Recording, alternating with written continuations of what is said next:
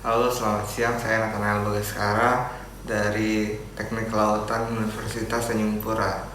Saya akan menjelaskan tentang keselamatan konstruksi atau keselamatan dan kesehatan kerja konstruksi atau disingkat dengan K4. Nah, dari materi ini saya akan menjelaskan tentang keselamatan konstruksi. Keselamatan konstruksi itu adalah kegiatan dari keteknikan yang mendukung untuk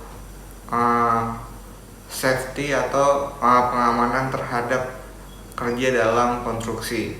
Nah, adapun definisi dari keselamatan dan kesehatan kerja konstruksi yaitu adalah segala kegiatan untuk menjamin dan melindungi keselamatan dan kesehatan tenaga kerja melalui pencegahan kecelakaan kerja.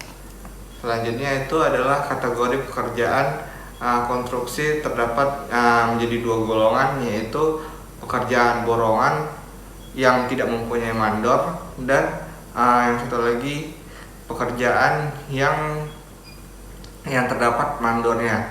Nah, untuk dalam kategori keselamatan kerja yang lebih beresiko yaitu yang borongan, karena tidak ada pengawasan terhadap mandor dan atasan, karena kerja hanya tidak berdasarkan SOP. Selanjutnya, keselamatan kerja itu bisa dibagikan melalui hasil pekerjaan optimal. Itu adalah keselamatan kerja dipenuhi target produksi dan pengurangan dampak negatif lingkungan. Nah, keselamatan kerja sangat diperlukan untuk memperoleh hasil yang optimal dan merupakan salah satu aspek yang perlu diperhatikan di samping penuh target.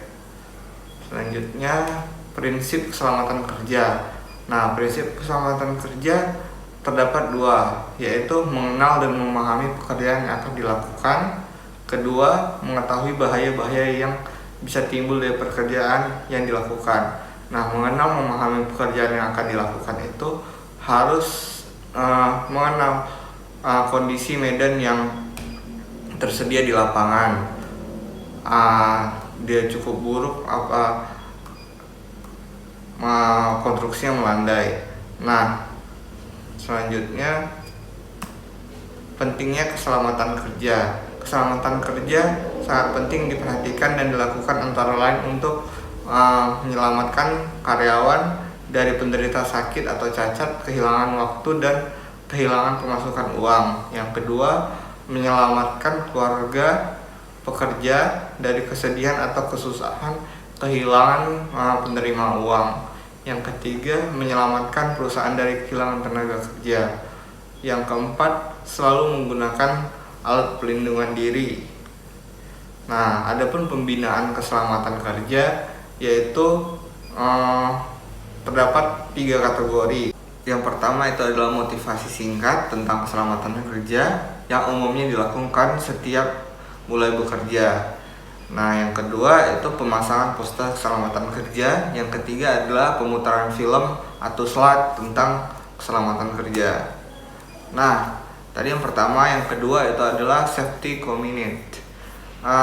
Yang pertama, mengusahakan tercipta suasana kerja yang aman. Yang kedua, menamakan rasa kesadaran atau disiplin yang sangat tinggi tentang pentingnya keselamatan kerja. Terus yang ketiga itu adalah pemberian informasi tentang teknik-teknik keselamatan kerja serta peralatan keselamatan. Terus ada pendidikan dan pelatihan. Nah, melaksanakan kursus keselamatan kerja sangat baik dilakukan.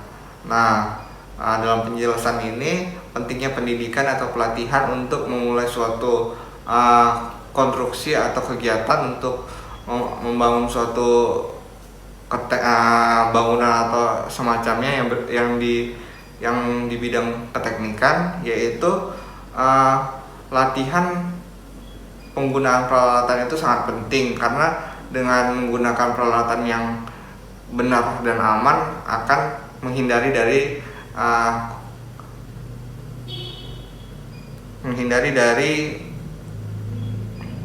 bahaya-bahaya dari keselamatan kerja. Terus penerapan keselamatan konstruksi oleh penyedia jasa. Nah, penyedia jasa sebagaimana dimaksud menerapkan operasi keselamatan konstruksi, yaitu penyedia jasa wajib melakukan identifikasi bahaya, penilaian resiko, dan pengendalian resiko. Terus yang kedua, penerapan SMKK oleh penyedia jasa sebagaimana dimaksud dilaksanakan sesuai dengan ketentuan yang berlaku. Nah, klasifikasi dan subklasifikasi pekerjaan konstruksi.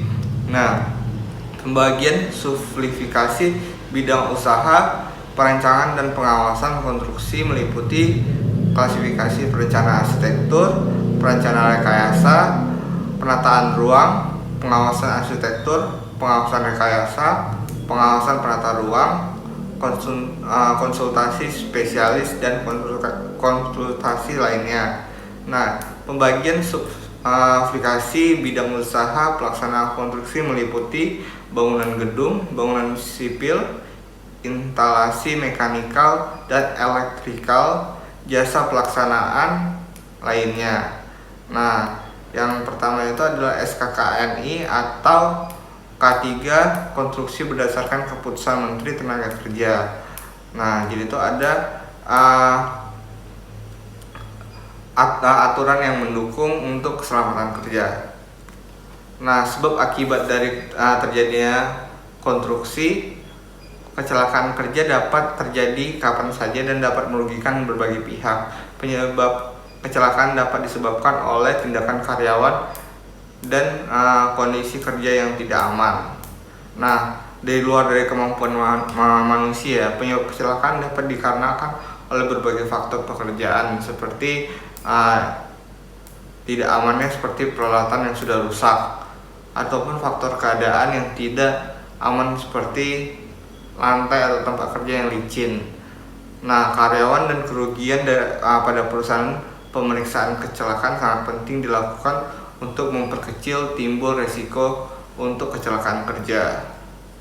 Nah, untuk berhati-hati apabila tindakan pencegahan lakukan dengan hati-hati. Warna biru bermakna penanda sebagai konstruksi harus diikuti dengan peralatan yang aman. Dan sekian dari penjelasan saya tentang keselamatan kerja. Apabila ada kekurangan, mohon maaf dan terima kasih.